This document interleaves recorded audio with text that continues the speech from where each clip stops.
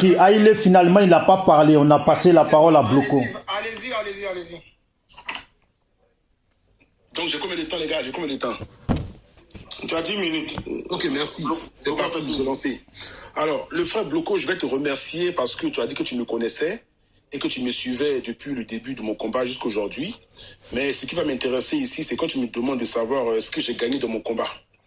Dans un premier temps, mes amis et moi, donc la démocratie et les vrais Ivoiriens, dans notre combat, on a gagné notre dignité, dans un premier temps. C'est nous qui avons réussi à ouvrir l'esprit des Ivoiriens et allons montrer un chemin à suivre, qui est le chemin de la démocratie et le combat sans les armes. On a également procédé à la libération de tous nos camarades qui étaient enfermés auparavant par M. Alassane Dramane Ouattara, votre mentor, puisque après la guerre post-électorale, Alassane Dramane Ouattara a kidnappé nos parents et les a enfermés dans ces geôles. Ok. On a vu aussi des camarades qui étaient embastillés et désormais qui arrivent à parler, à s'exprimer dans le pays. Je peux citer plein de choses comme ça, mais en définitive, on a réussi à former les Ivoiriens aussi bien au niveau mental, psychologique et scolaire. Puisque à travers nos vidéos, les gens viennent se former et prennent des cours, non seulement d'histoire, de français et autres. Merci. Alors, je dis ici qu'on ne peut jamais réveiller quelqu'un qui fait semblant de dormir. Les RAGP, là, les gens du RAGP, vous voyez la réalité en face, vous faites semblant de dormir. Alors, je vais m'adresser directement aux Ivoiriens, aux vrais fils de Côte d'Ivoire.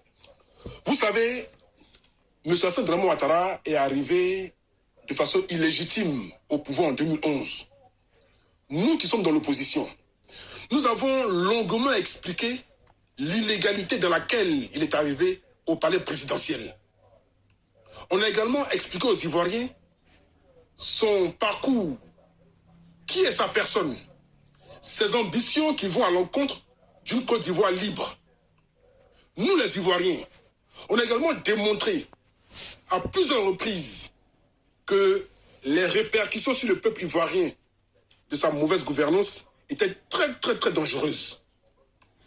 Encore nous, les Ivoiriens, nous sommes érigés en journalistes, enquêteurs, professeurs, chercheurs, pour apporter non seulement des arguments et des preuves pour étayer tous nos propos, pour corroborer nos dires. Et dans le pays, en tant qu'opposition, nous sommes toujours restés constants et surtout disciplinés pour éviter les débordements de notre nation. Nous, en tant qu'Ivoiriens, on a toujours participé à des discussions. On a toujours tendu la main au pouvoir de façon à ce que nous nous asseyions et que nous allions dans une direction qui ne soit pas tirée dans le mauvais sens. On a expliqué également aux Ivoiriens et surtout aux partisans d'Alassane Dramane Ouattara que leur chef était dans la forfaiture.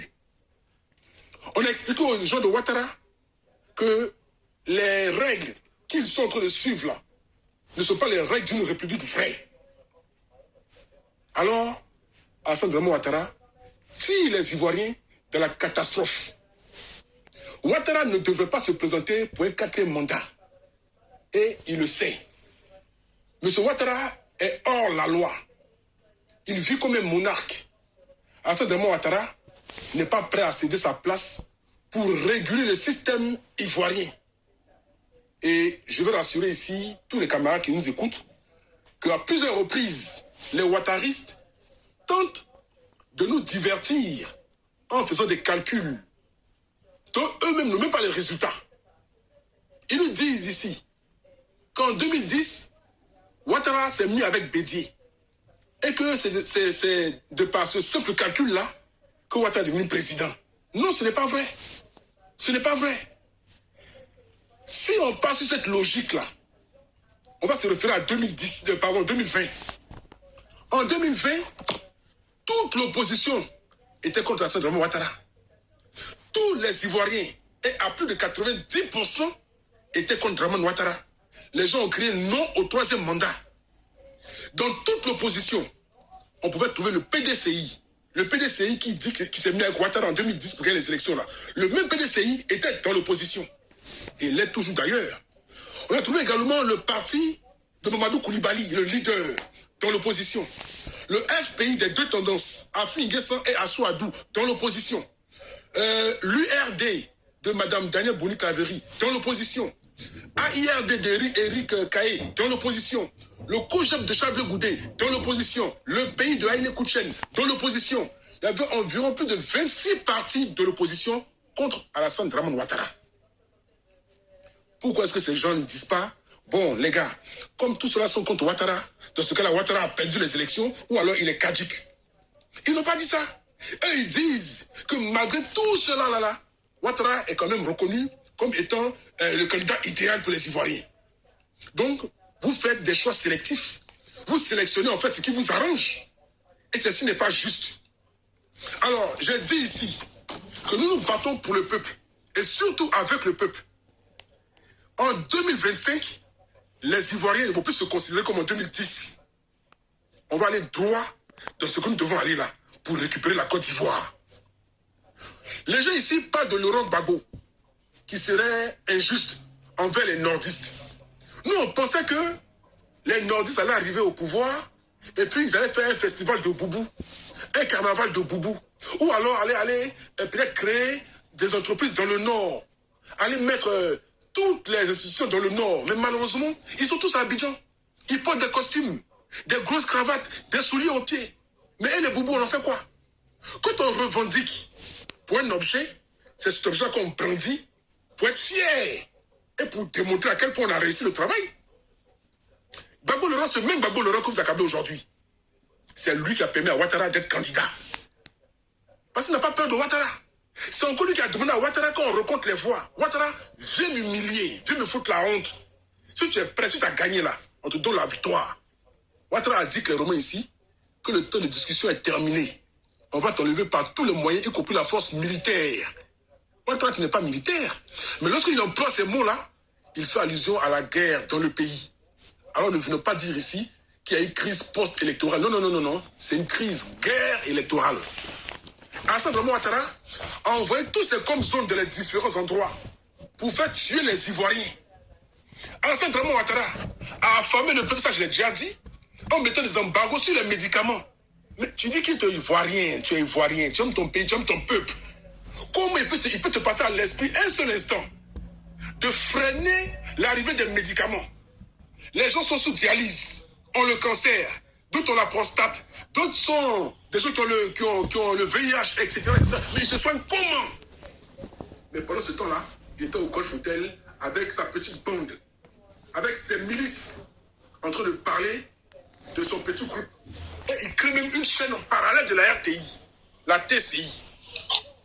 Alors, Alassane Dramane Ouattara n'est pas le bienvenu dans le pays. Et ça, les Ivoiriens le savent.